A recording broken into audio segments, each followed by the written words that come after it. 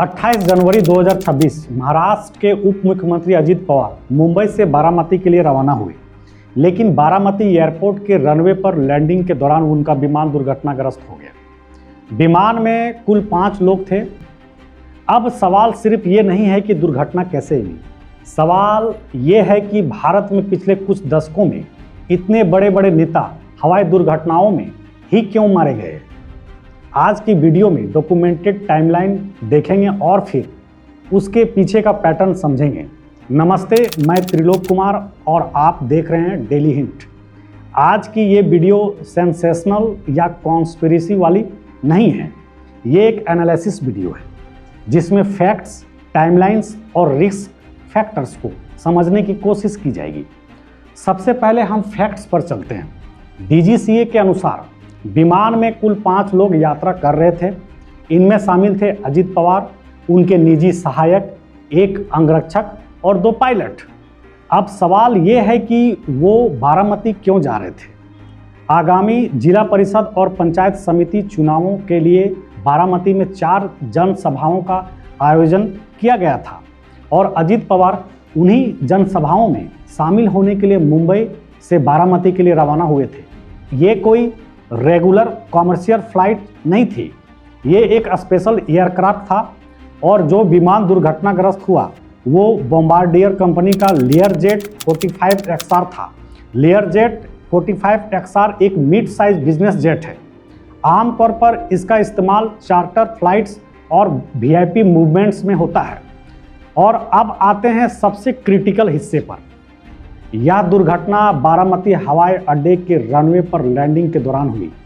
Aviation experts मानते हैं कि टेक ऑफ और लैंडिंग सबसे डेंजरस फेजेस होते हैं, क्योंकि उस समय एयरक्राफ्ट लो एल्टीट्यूड पर होता है और गलती सुधारने का वक्त बहुत कम होता है और इसलिए यह हादसा हवा में नहीं बल्कि ज़मीन पर उतरते समय हुआ। ये बात इसे और भी गंभीर बनाती है।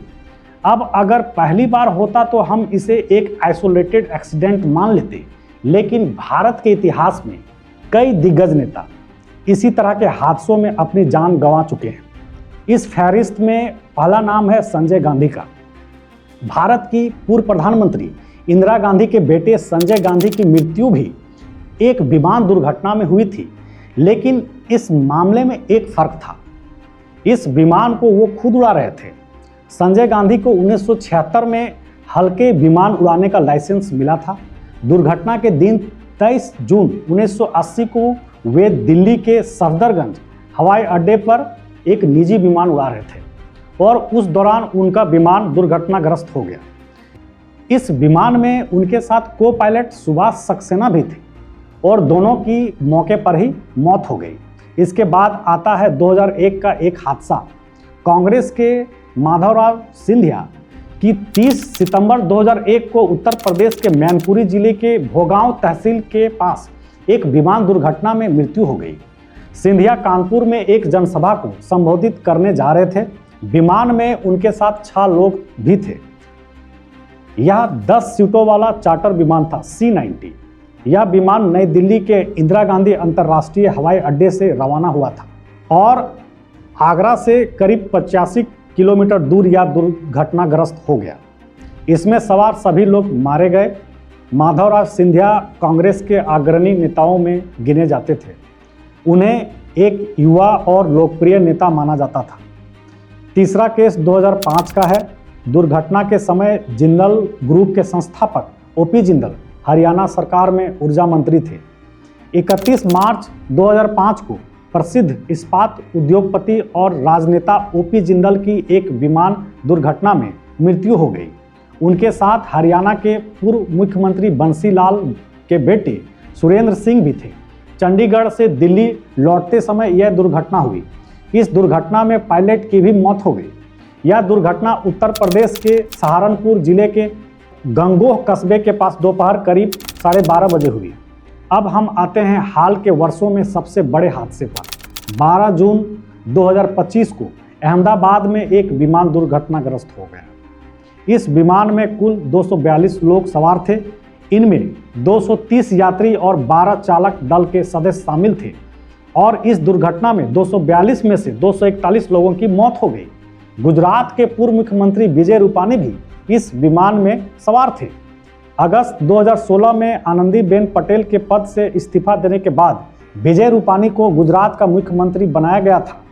उन्होंने 2021 के मध्य तक यह जिम्मेदारी संभाली। इस दुर्घटना में एक व्यक्ति बच गए। भारतीय मूल के ब्रिटिश यात्री विश्वास कुमार रमेश इस दुर्घटना में बच गए। अब एक ऐसा हादसा जिसने दक्षिण भारत की राजनीति को हिला दिया। 2 सितंबर 2009 को आंध्र प्रदेश के तत्कालीन मुख्यमंत्री वाईएस राजशेखर रेड्डी सुबह 8:38 पर हेलीकॉप्टर से बेगमपेट से रवाना हुए। वे चित्तूर जिले में आयोजित एक कार्यक्रम में हिस्सा लेने जा रहे थे। कार्यक्रम के अनुसार उन्हें सुबह 10:30 पर वहां पहुंचना था। जिस हेलीकॉप्टर में वे यात्रा कर रहे थे वह बेल 430 था और वह हेलीकॉप्टर रास्ते में लापता हो गया। सेना की मदद से नल्लामाला वन क्षेत्र में खोज अभियान चलाया गया और इसका मलबा 30 सितंबर को मिला। इस दुर्घटना में उनके समेत 5 लोग मारे गए। इसके बाद आता है भारत के सबसे चैलेंजिंग हेलीकॉप्टर क्रैशेस में से एक। 30 अप्रैल 2011 को ईटानगर से तवांग जा रहा एक हेलीकॉप्टर लापता हो गया। इसमें अरुणाचल प्रदेश के तत्कालीन मुख्यमंत्री दोरजी खांडू और 4 अन्य लोग सवार थे। उड़ान भरने के 20 मिनट बाद यह हेलीकॉप्टर लापता हो गया। खोज दल को 5वें दिन इसका मलबा मिला और उसमें सवार सभी 5 लोगों के शव बरामद किए गए। खांडू पवन हंस के 4 सीटों वाला सिंगल इंजन हेलीकॉप्टर AS-35B3 में यात्रा कर रहे थे और उनका मलबा अरुणाचल प्रदेश के लुंगुथांग क्षेत्र में समुद्र तल से 4900 मीटर की ऊंचाई पर मिला। इस सर्च ऑपरेशन में 10,000 से अधिक लोग शामिल थे। भारत और पड़ोसी भूटान के हजारों सुरक्षा बल, लड़ाकू विमानों और सैन्य हेलीकॉप्टरों की मदद से तलाशी अभियान चलाया गया। अब एक ऐसा हादसा जो एविएशन में लो एल्टीट्यूड एरर का क्लासिक एग्जाम्पल्स माना जाता है। 3 मार्च 2002 को आंध्र प्रदेश के भीमावरम में लौटते समय उनका हेलीकॉप्टर दुर्घटनाग्रस्त हो गया। बताया गया कि हेलीकॉप्टर निर्धारित से कम ऊंचाई पर उतरने की कोशिश कर रहा था और अंततः एक नारियल के पेड़ से टकरा गया। इस दुर्घटना में बालायोगी पायलट और उनके सुरक्षा अधिकारी की मृत्यु हो गई। आंध्र प्रदेश की राजनीतिक में बालायोगी का नाम आज भी बहुत सम्मान के साथ लिया जाता है। उनकी मृत्यु के बाद उनकी पत्नी अमलपुरम उनकी लोकसभा सीट से सांसद बनी और 2024 के लोकसभा चुनाव में बालायोगी के बेटे GHM बालायोगी अमलपुरम से सांसद बने। अब यहाँ हम एक पल के लिए इमोशंस को साइड में रखते हैं और एक सवाल पूछते हैं, आखिर ये बार बार क्यों होता है? पहला फैक्टर है लैंडिंग और लो एल्टीट्यूड फेज।